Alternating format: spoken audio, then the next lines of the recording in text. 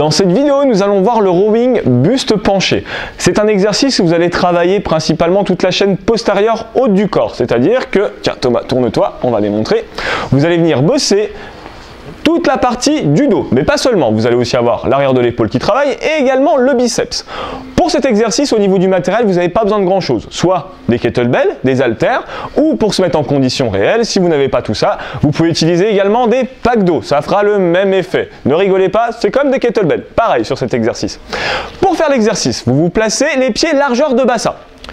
Vous mettez le poids de corps sur les talons et vous fléchissez les jambes. Plus vous êtes souple au niveau des ischio-jambiers et mollets, plus vous allez garder les jambes tendues. Si vous n'êtes pas trop souple, n'ayez pas peur de fléchir beaucoup les jambes. À partir de là, vous serrez les abdos, vous repoussez le bassin en arrière et vous poussez le sommet du crâne vers le plafond. De ce fait, le dos est parfaitement immobile. Vous respectez vos cambrures lombaires. À partir de là, vous avez les packs d'eau dans chaque main.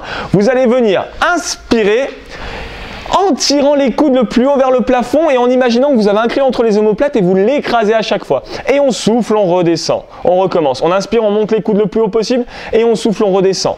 Attention de ne pas trop écarter les coudes sur le côté. Les coudes doivent rester le plus près possible du corps. Donc dans cet exercice, dans cet axe-là, vous retravaillez principalement le grand dorsal. Deuxième possibilité, vous allez avancer les coudes vers l'avant pour retranscrire un peu plus le travail sur le haut du corps. On y va Thomas et c'est un petit peu plus dur, attention. Et on souffle, on revient. Donc là, différemment du premier niveau, vous travaillez le grand dorsal. Là, vous travaillez principalement tous les rotateurs d'omoplate et encore plus l'arrière de l'épaule. Parfait. N'oubliez pas, votre dos ne doit pas bouger, doit toujours rester immobile. Vous avez toutes les clés pour réussir le rowing buste penché.